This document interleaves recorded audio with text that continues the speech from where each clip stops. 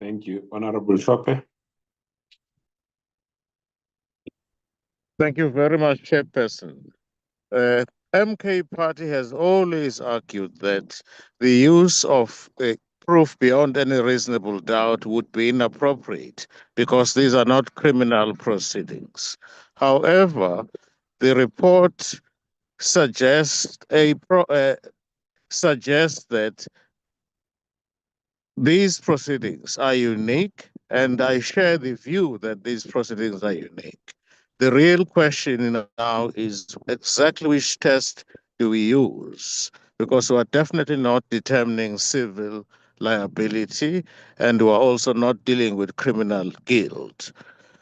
The problem with the report is that it lacks particularity, that issue relating to defining exactly a test that is going to be used rather than simply saying it's vague, in very vague terms, in very broad terms.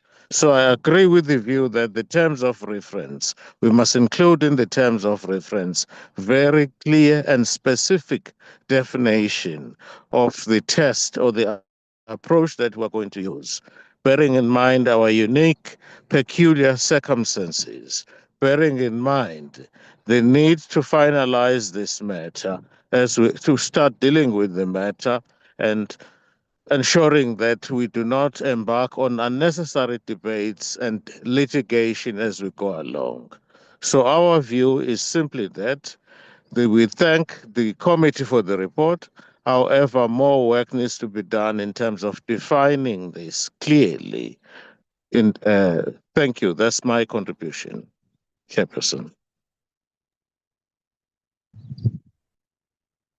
Thank you very much. Honorable Direko. Thank you, Chair. Greetings to the members who are part of the meeting. Chair, mine is on the legal advice where they spoke about the full-blown. I need clarity with regard to at what stage do we say that we are in a full-blown? And I also need clarity between the full-blown and the early termination. The reason why I'm asking this is that I also need a legal team to define a full-blown inquiry in the context of the Chief Justice judgment. And secondly, can they also please assist us as to understand at what stage does a full-blown inquiry commence? Does it begin immediately after the committee decided that there's a sufficient evidence to proceed, or only once oral evidence is heard and witness are called?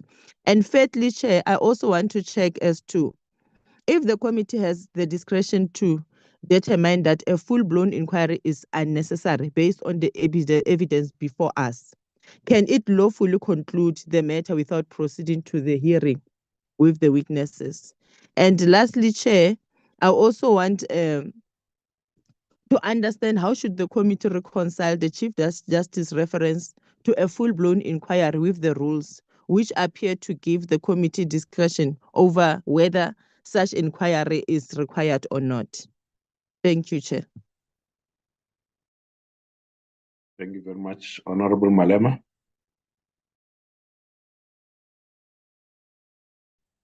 No, thank you very much, Chairperson. Firstly, we need to know that if we want, we can just delay this thing, asking ourselves unnecessary questions which are not relevant to anything. We know that we cannot deal with a criminal matter. We're not judges. We cannot deal with civil matter. We are not judges. And therefore, we are politicians in a political institution called Parliament. And therefore, the question that arose, whether we are using the standard of this or that, it was in itself an attempt to delay this process. And you ought to be awake to it. The same people who are delaying this process are the same people who refused when Mkhwebane asked similar questions.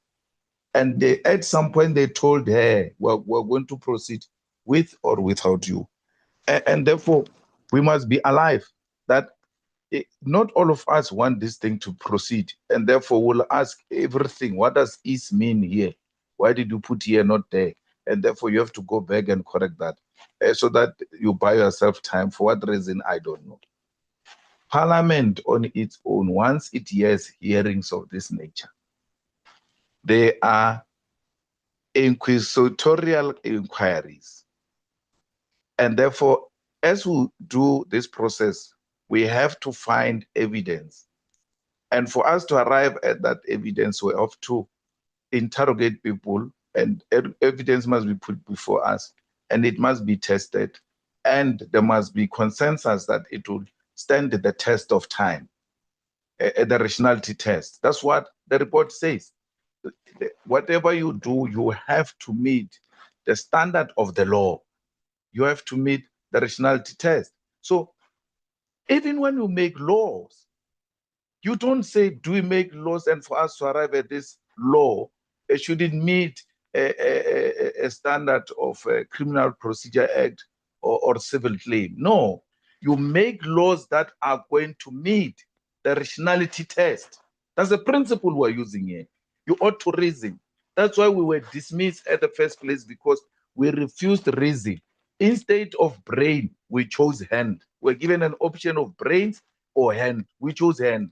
Now they said, go back to a full blown. We're still asking, is this a full blown? When we're told, go back to a full blown. We are in a full blown inquiry, and then we're going to use a principle of rationality test, where every decision we take shall stand the test of time and should meet the requirement of the law. And amongst many others, it must be fair. So we're politicians. Let's not try to be any other thing except that we're politicians. And if we failed in that duty of meeting the test and meeting the expectations of the law, there is a recourse.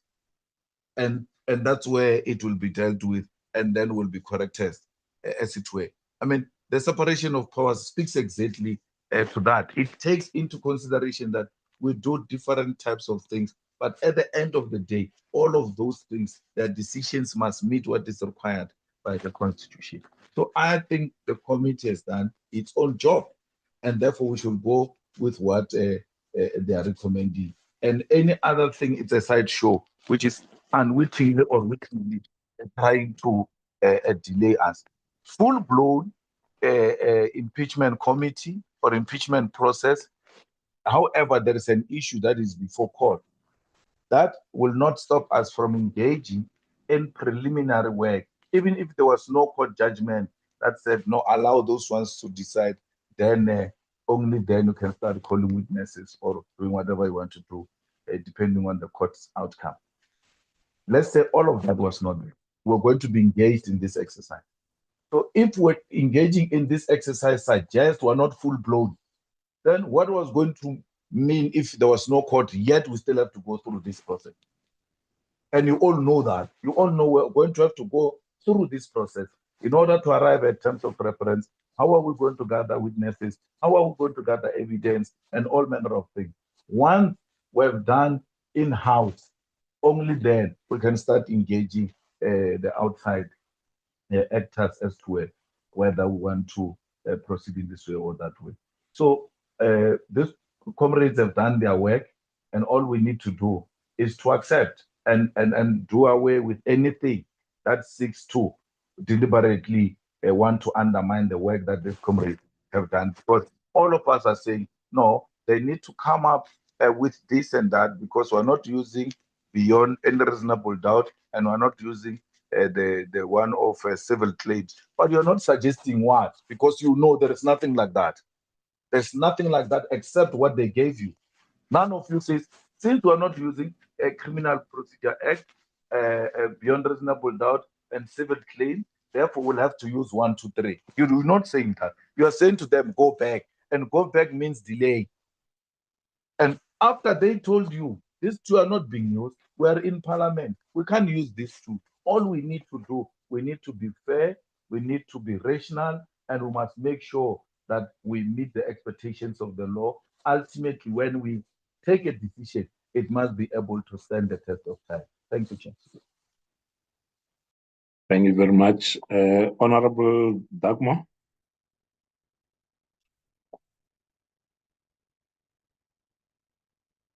Thank you very much, Chair. Can you hear me? Loud and clear, but I can't see you. Okay, thanks. I'm trying to get visible as well, but you'll have to, you won't be able to see me unless I can sort out. Thank you very much, Chair. Chair, I also want to thank the parliamentary team for the work that's been done, and also to agree that what we're busy with here is preparatory work. We have not been stopped by the Cape High Court from doing preparatory work, and that is exactly what we are doing. And I think that if I heard Honorable Shlope's suggestion correctly, we see the proposal that has been made, but I do think it's important to get a more specific I understand the proposal to be follow what happened with the impeachment, with the inquiry around Advocate Mkhwebane. But I do think we need to do, given that this is an impeachment hearing, we need to ask our colleagues to go back and just try and sharpen. We all agreed that this is not a criminal trial. It's definitely not beyond reasonable doubt, but I think more work can be done. And I also think, Chair, what's important is if one looks, and as a committee, we are bound by the Constitutional Court judgment. If you look at 141 of the judgment, it's very clear there, and this is relevant to the issue of evidence, that the Constitutional Court actually envisions a two-stage approach, because at the one level, they talk about inquiry, and then they talk about the full-blown trial. And if you look at the footnote under 191, it clearly makes the point there that the impeachment committee may be entitled to terminate its proceedings if after that first phase evidence is clearly not substantial enough. We've already dealt with the issue that you cannot call the president first, because the president has to have a case to answer based on evidence.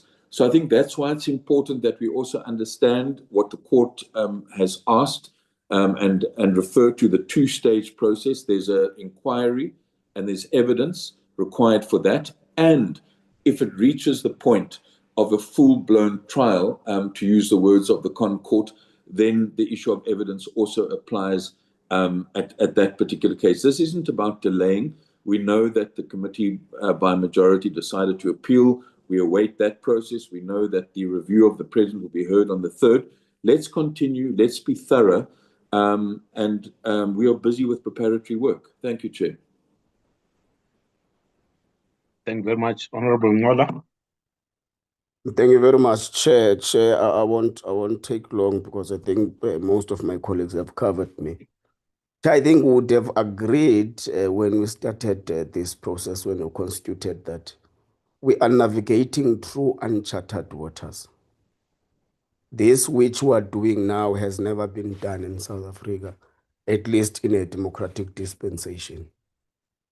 So I don't think, Chair, we must take anything for granted, because we are actually constructing terms of reference that are going to govern how we proceed with the work entrusted to us by Parliament. I think, Chair, we must not think that all of us understand what a full-blown means, as it was said by the Chief Justice. And I want to implore with members that we be patient with each other, so that we're able to move at a very, very, very same trajectory in understanding what needs to be done by this committee. So I think that's where the question by Honorable Direko arises. Chair, I agree fully with Honorable Mutambi and Honorable Shlope on the issue in relation to the standard of proof that we need to employ. And also, Chair, I agree with the approach that has been said at paragraph 50B, that let it be the approach that we take. Thank you so much. Thanks so much, Honorable Nolan. Thanks